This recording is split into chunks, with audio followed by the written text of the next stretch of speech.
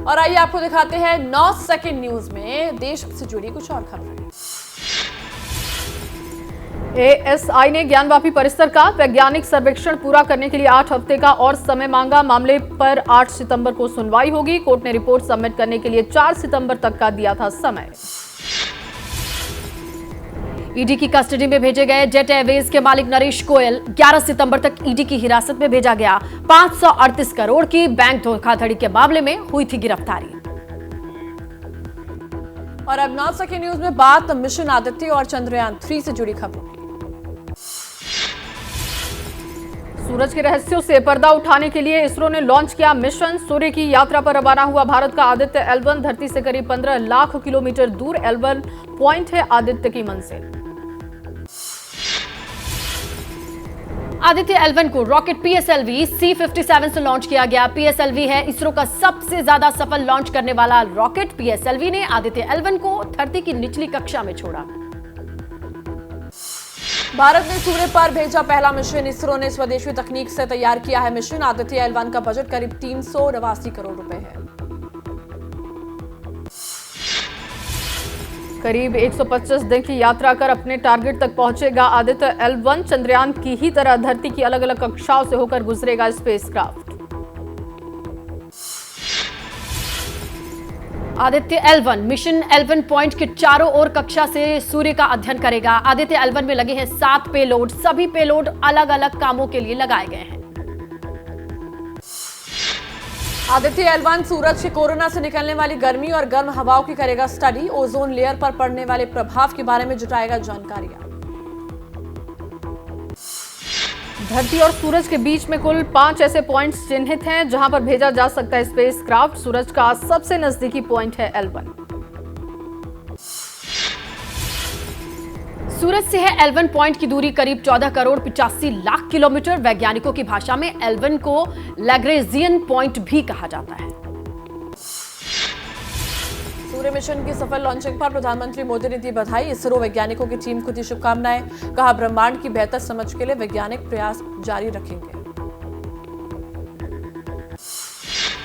कांग्रेस अध्यक्ष मल्लिकार्जुन खड़गे ने भी मिशन सूर्य के लिए बधाई दी है। इसरो वैज्ञानिकों को मिशन की लॉन्चिंग के लिए शुभकामनाएं। खड़गे बोले दशकों की कड़ी मेहनत का फायदा मिला। आदित्य L1 की सफल लॉन्चिंग पर गृह मंत्री अमित शाह ने इसरो के वैज्ञानिकों को शुभकामनाएं दी। यूपी के सीएम योगी आदित्यनाथ की तरफ से भी इसरो को बधाई। योगी बोले प्रधानमंत्री मोदी के नेतृत्व में मिशन की कामयाबी के लिए अनेक मंगल कामनाएं। 16 दिनों तक पृथ्वी की कक्षा में रहेगा आदित्य L1। इस दौरान 5 बार थ्रस्टर फायर कर बढ़ाया जाएगा ऑर्बिट। आदित्य के थ्रस्टर फायर के बाद यह L1 पॉइंट की ओर होगा रवाना। L1 पॉइंट पर नहीं पड़ता है ग्रहण का प्रभाव। इस वजह से यहां से सूर्य पर आसानी से किया जा सकता है रिसर्च। और आइए कुछ और आपको खबरें दिखा देते हैं। मिशन के दौरान प्रज्ञान रोवर ने चांद पर 100 मीटर की दूरी तय की। लैंडर से 100 मीटर दूर चांद की सतह तक पहुंचा रोवर। इसरो ने ट्वीट कर दी जानकारी।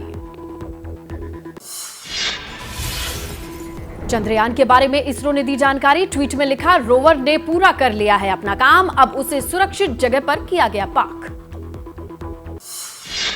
इसरो ने बताया प्रज्ञान रोवर को फिलहाल स्लीप मोड में किया गया है सेट। APX और LIBS पेलोड बंद है। इन पेलोड से डेटा लैंडर के जरिए पृथ्वी पर भेजा गया। चांद पर अब अगला सूर्योदय 22 सितंबर को होगा। तब तक चालू रखा गया रिसीवर। लैंडर और रोवर की बैटरी फिलहाल पूरी तरीके से चार्ज।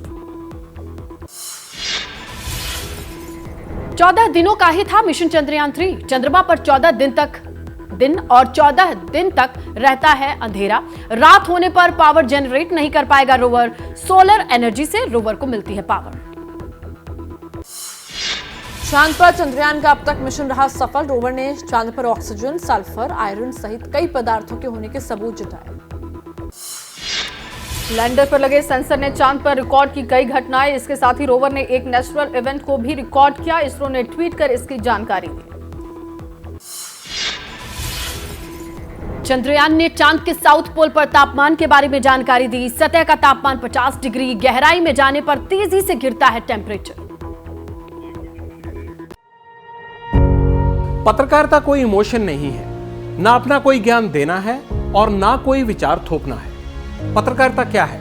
पत्रकारिता का मतलब है सही जानकारी इकट्ठा करना और तथ्य बताना। पत्रकारिता आज जितने महत्वपूर्ण दौर में है, शायद पहले नहीं थी। इस दौर से निकलने के लिए सिर्फ सच दिखाने की जरूरत है, वो सच जो आपके हित को आगे रखे। इसलिए अब रात 9 बजे प्राइम टाइम नहीं होगा, ये आपका टाइम है। जगविंदर पटियाल के साथ देखिए पब्लिक इंटरेस्ट सोमवार से शुक्रवार रात 9 बजे सिर्फ एबीपी न्यूज पर। एबीपी न्यूज आपको रखे आगे।